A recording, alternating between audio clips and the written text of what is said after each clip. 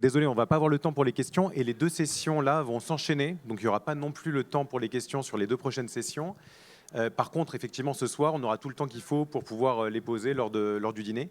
Là, on va accueillir le professeur Luis Beato, qui est professeur de psychiatrie à l'Université de Castilla-La Mancha et qui va nous parler de la neurostimulation dans les troubles du comportement alimentaire. Donc, un grand merci pour la présence du professeur Beato. Muchas gracias.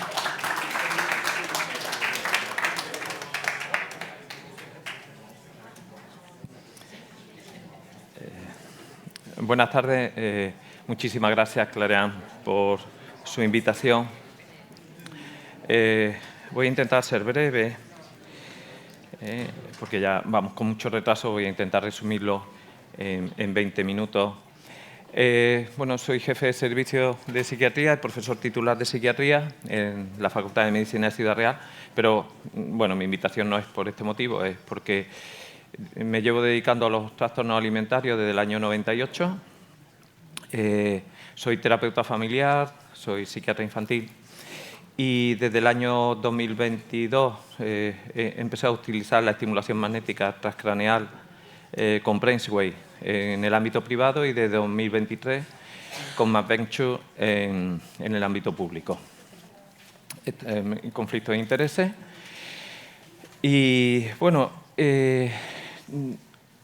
lo primero es, claro, ¿podemos descomponer los síntomas para relacionarlos con circuitos más funcionantes? Hay tres cuestiones que entiendo que serían esenciales, ¿no?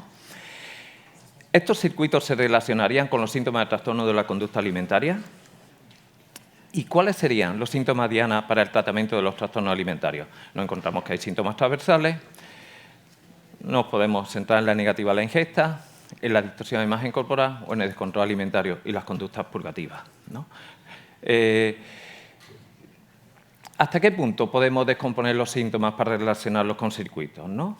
Bueno, la identificación de circuitos vinculados a alteraciones psicopatológicas podría proporcionar dianas terapéuticas específicas accesibles a la estimulación magnética transcraneal, pero siempre que vaya acompañado de una estrategia terapéutica más amplia. La estimulación magnética transcraneal nos va a permitir activar o inhibir circuitos implicados en las funciones cerebrales. Se basa en el principio de Faraday, ¿no? Cuando nosotros aplicamos un campo magnético, se va a provocar una corriente eléctrica en el primer tejido que conduce la electricidad. Según la intensidad, la frecuencia, nosotros podemos estimular o inhibir la corriente eléctrica. Menores de 5 hercios vamos a inhibir, mayores de 5 hercios generalmente vamos a estimular la actividad. Pero tenemos que tener en cuenta que los trastornos alimentarios no se explican exclusivamente por las alteraciones neurofuncionales asociadas a sus síntomas, independientemente de que toda expresión clínica pueda tener o no un correlato neurofisiológico. No podemos tratar un cuadro psiquiátrico a través de un tratamiento como puede ser una estimulación eléctrica. El objetivo de esta presentación sería analizar el papel que podría tener la estimulación magnética en el tratamiento de los trastornos alimentarios, pero comprendiendo la psicopatología de estos cuadros. Existen síntomas transversales compartidos con otros trastornos que son esenciales y yo me voy a parar en estos otros tres, ¿no? Negativa a la ingesta, ¿no? Que es un síntoma cardinal de los trastornos alimentarios, la distorsión o el rechazo a la propia imagen corporal y los episodios de descontrol alimentario o las conductas purgativas, ¿no? Para descomponer sus síntomas y emparejarlos con posibles circuitos disfuncionales. ¿Es posible descomponerlo? Bueno, pues tenemos que tener en cuenta dos premisas. Primero, que el cerebro funciona como una red dinámica no modular. Esto significa que lo importante no es la activación de su zona, sino su conectividad funcional, su sincronía o desincronía entre nodos. El concepto de regiones of interest, que nosotros lo aplicamos hace años, nosotros ya hace 15 años estuvimos investigando el área cerebral relacionada con la distorsión de la imagen corporal, ¿no? Y era un concepto muy útil, es muy útil en medicina nuclear porque nos permite identificar áreas de mayor o menor activación o captación de radionúcleos que pueden, en la práctica clínica, para identificar metástasis fundamentalmente. Nosotros lo usamos como una prueba de neuroimagen neurofuncional, ¿no? Pero ese ha quedado obsoleto y ahora mismo se habla de Intrinsic Connectivity Network. Pero también los circuitos son jerárquicos y parcialmente superpuestos. Los circuitos no son nítidos y no se relacionan con síntomas. Y los procesos cerebrales, además, están en continua interacción. Y los síntomas resultan de desequilibrio en redes. Esto es lo primero que tenemos que tener en cuenta, porque si no sería una visión muy simplista y no podemos salir de aquí pensando que vamos a estimular este área o este área y vamos a conseguir estos otros resultados.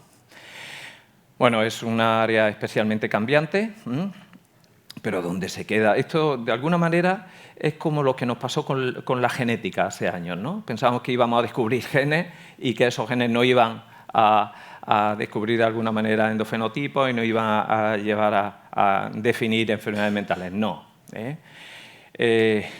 No podemos explicarlo por una suma de partes, sino hay que entenderlo el cerebro como un todo. Y además, la otra parte, que es una parte también peliaguda y difícil, es que los diagnósticos clínicos se basan en agregación estadística de síntomas, pero no se correlacionan con zonas de activación o inhibición cerebral. Los síntomas son dimensiones transdiagnósticas que pueden aparecer en varios trastornos y en diferentes momentos evolutivos. La expresión de estos síntomas es dinámica, temporal y ambiental. He trabajado mucho tiempo con la motivación hacia el cambio. La motivación hacia el cambio de un paciente que acaba de tener una entrevista con él no es la misma que cuando llegue a casa y tenga que enfrentarse a la comida. Y podemos tratar el síntoma, pero tratar el síntoma no significa tratar el cuadro clínico. Bueno, esto es, ya sabéis, hay un proyecto, ¿no?, para intentar equiparar los síntomas y basarlos en la patofisiología, ¿no? Bueno, hoy en día cada vez se están definiendo mejores los cuadros, ¿no?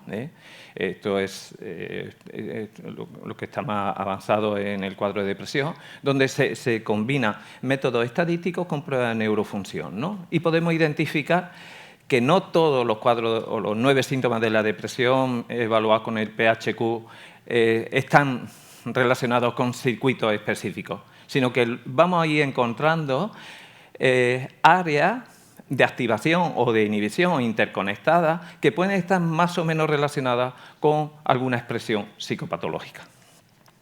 Nosotros, yo lo que voy a contar aquí es lo que nosotros hacemos en nuestro hospital, ¿no? Nosotros no podemos, no tenemos un neuronavegador ahora mismo, ni estamos haciendo con estímulos neutros. Lo único que intentamos es que cuando evaluamos y aplicamos a un paciente con un cuadro depresivo, por lo menos definir bien cuál es esta depresión para ver realmente qué patrón de respuesta podría tener. Esto ocurre en la depresión, pero también ocurre con las obsesiones. He traído estos 2 ejemplos de la depresión y la obsesión, donde la estimulación magnética transcranial tiene nivel de evidencia, ¿no?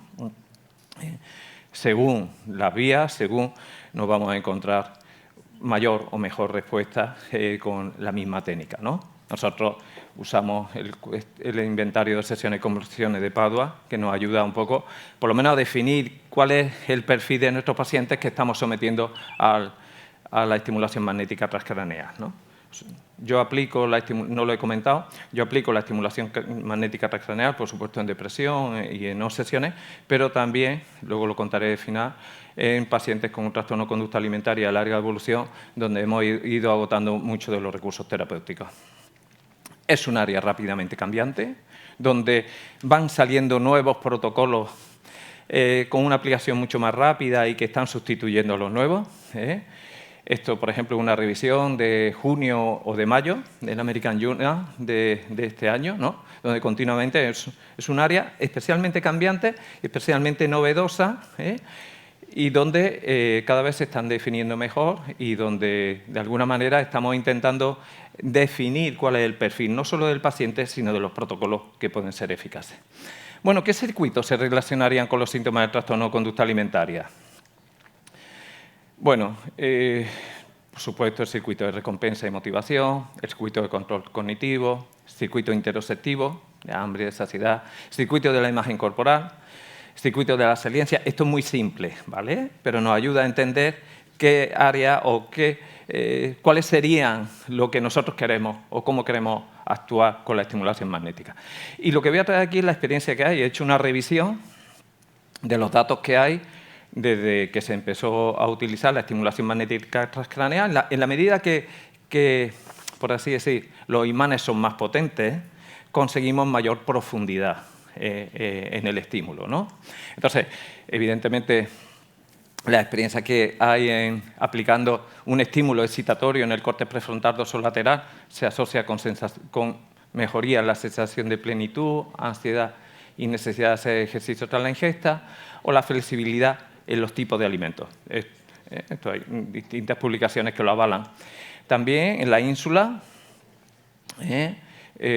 estímulos excitadores que indirectamente afectan la ínsula, mejoran las obsesiones y compulsiones relacionadas con la ingesta y la sintomatología depresiva. Esto en lo que se refiere a la anorexia nerviosa.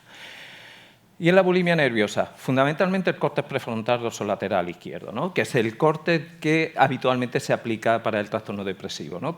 En el tratamiento de la depresión, ¿no? La aplicación de estímulos excitatorios mejora el control inhibitorio y la toma de decisiones, y no hay modificaciones del craving. Aprovecho para comentaros, el craving es una dimensión muy variable. El craving no es el mismo craving de una persona que está haciendo ayuna que el de una persona que ha tenido un atraco. No es el mismo craving de una persona que maneja su estado emocional a través de la ingesta con la comida, o el craving que puede tener una persona que es un paciente nuestro que sabe que se va a quedar solo porque sus padres se han ido y que puede darse un atraco. El craving es una variable como el resto de las variables que nosotros nos encontramos en los trastornos alimentarios, que no podemos simplificar, ¿no? El craving está relacionado con el estado emocional también. El craving está relacionado también como un sistema de recompensa o con el control, ¿no? Por tanto, por eso digo que, sin querer desanimaros, pero creo que es importante que de aquí salgamos con una idea clara de que no se puede decir aplico estimulación magnética en este protocolo para un paciente con anorexia y espero estos resultados. Veré qué resultados espero y qué protocolo y cuál es el análisis que estoy haciendo de la situación. La bulimia también está implicada en procesos de imaginación de la ingesta, sabor, saciedad, malestar tras la ingesta, y está también relacionada con la respuesta al estrés. Y el córtex prefrontal dorsomedial, que es también un área diana interesante, está relacionado sobre todo con episodios de arrancones purgas, está relacionado con el trastorno por estrés postraumático, con algunos de los síntomas relacionados con el TOC, con los pensamientos intrusivos. Bien, pero vamos a la parte ya final, ¿no? ¿Qué síntomas transversales compartidos con pacientes con TCA se ha mostrado cierta eficacia en la estimulación magnética transcraneal? Bueno, por ejemplo, la rigidez cognitiva, la baja autoestima, el perfeccionismo, evitación del daño, la conciencia interoceptiva, la impulsividad, compulsividad, son síntomas transversales. Son síntomas transversales que están ahí presentes y ¿qué papel nos puede dar la estimulación? Bueno, la estimulación parece que puede ser eficaz en la rigidez cognitiva y la impulsividad-compulsividad, ¿no? Esto es un análisis ya antiguo de 19 pacientes con diagnóstico de anorexia y depresión comórbida, estimulada en el córtex prefrontal dorsomedial, ¿no? Con una mejoría en la escala global de LED, ¿no? La mayoría de los estudios que se hacen inicialmente son los mismos que estamos haciendo nosotros, ¿no? Tenemos un paciente que sería candidato por un TOC grave o por una depresión grave. Nosotros hemos incluido también dependencia a cocaína y trastorno por estrés postraumático, y le aplicamos el protocolo aprobado para esa patología, y además encontramos que puede haber mejoría en la psicopatología alimentaria. Este es un metaanálisis de 17 estudios con la estimulación del córtex prefrontal dorsolateral y 2 estudios en el córtex prefrontal dorsomedial e ínsula, donde encontramos que en estos pacientes, sin buscar ese objetivo, mejoraba el índice de masa corporal y las puntuaciones de Eating Disorder cuestiones, ¿no? Pero también, ya más específica, puede mejorar la estimulación magnética transcraneal fundamentalmente a la fobia a alimentos. ¿Por qué? La negativa a la ingesta alimentaria no es fobia a los alimentos. La negativa a la ingesta alimentaria puede estar relacionado con un problema en la regulación del hambre, puede estar relacionado con una forma de autoafirmación y mejor autoestima y de adquisición de identidad, puede ser una forma de reclamar la atención del paciente, o puede estar relacionado con aspectos culturales. Me refiero. Entonces, porque nosotros hemos tenido, por así decir, mala experiencia cuando simplificamos excesivamente el objetivo para lo que estamos tratando el trastorno alimentario. Tenemos que saber qué sentido tiene el síntoma para el paciente y cuál es el papel del síntoma para ese paciente, ¿no?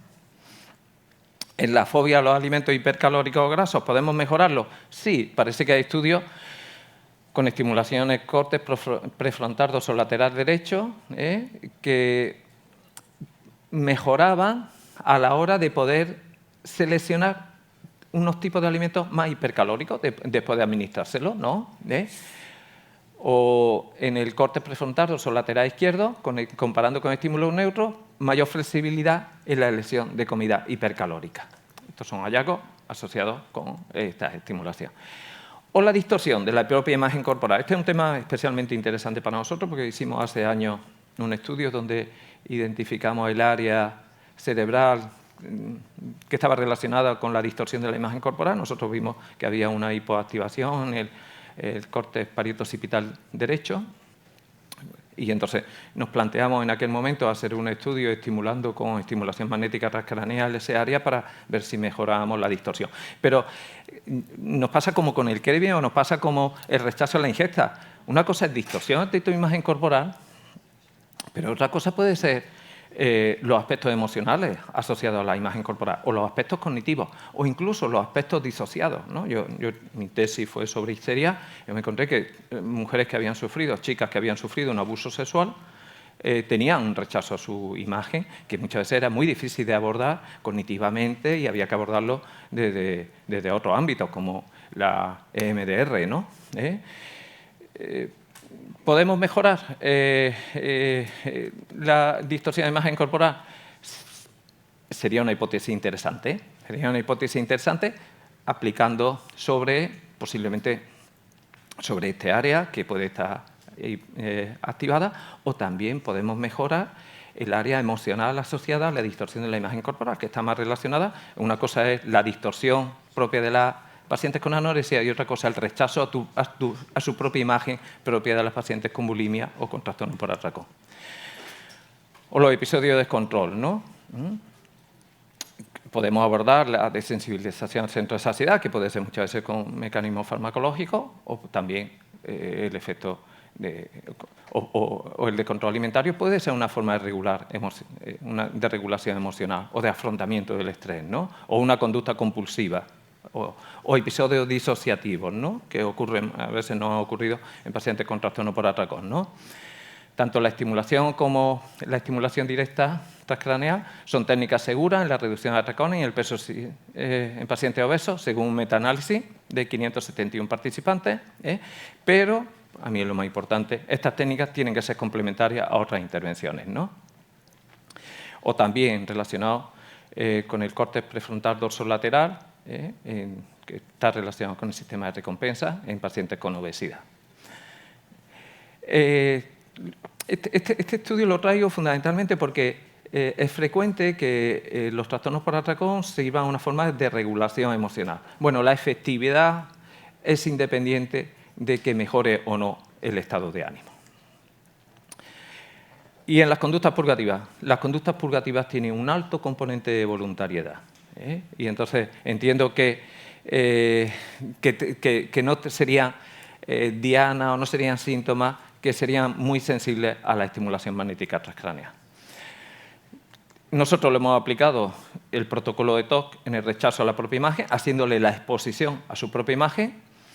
En el rechazo de alimentos, exponiendo los alimentos. Algunas pacientes les proponíamos que pudieran estar en contacto con el aceite, con patatas fritas, o en episodios de descontrol alimentario. Lo exponíamos a que comieran y evitar la prevención de respuesta. También en adición a cocaína, el protocolo de adición a cocaína, que mejora, hemos tenido buenos resultados con el protocolo de adición a cocaína, con depresión y TOC comórbido, o con el trastorno por estrés postraumático, ¿no? Todo esto ha sido pacientes con comorbilidad en trastorno alimentario y esto, ¿no? Pero yo traigo esto porque me parece muy interesante. La estimulación magnética transcraneal repetitiva parece un tratamiento aceptable, pero que exige mucho tiempo. Muchos comentan cómo han cambiado su vida durante, pero principalmente tras el tratamiento, siéndolos más positivos, abiertos, flexibles y deseosos de probar nuevas alternativas en relación a su anorexia y otros aspectos de su vida. Hay algo que cambia, que nos lo dice a lo mejor el trabajador social, que nos lo dice su enfermera, que nos lo dice, que muchas veces no sabemos qué es, pero te acaban diciendo, es una persona diferente, te escucha más, está más proactivo, parece que quiere colaborar, a lo mejor los síntomas objetivos que queríamos no han cambiado, pero la persona en sí ha cambiado y parece que está más receptiva. El tratamiento con estimulación puede ser un recurso terapéutico más en los pacientes que sufren anorexia. Los resultados del tratamiento deben evaluarse e integrarse en un programa terapéutico más amplio. Es necesaria una evaluación previa del significado del síntoma, así como de los beneficios primarios y secundarios del trastorno. Y los diseños metodológicos deben tener en cuenta la compleja psicopatología de estos cuadros y definir objetivos específicos que justifiquen el diseño experimental. Nuestra experiencia es que si el paciente no colabora, si el paciente no tiene claro por qué le estamos aplicando la estimulación y en qué le puede ayudar la estimulación, nuestros tratamientos no están siendo eficaces. Yo he encontrado una diferencia importante entre aplicarlo en el entorno privado a aplicarlo en el entorno público, donde los tratamientos suelen ser gratis y donde tienen una serie de beneficios que el paciente puede hacer que se cronifique. Entonces, muchos de estos tratamientos los incorporamos dentro de un plan de activación conductual, que el paciente tiene que incorporarlo, porque si no, nos pensamos mucho en mantener un tratamiento de estimulación magnética transcraneal que tiene muchos beneficios secundarios asociados para mantener el papel de enfermo. Quiero agradecer a estos profesionales, tanto de Sevilla como de Valencia, que nos han ido ayudando en toda la puesta en marcha de esto y muchísimas gracias por vuestra atención.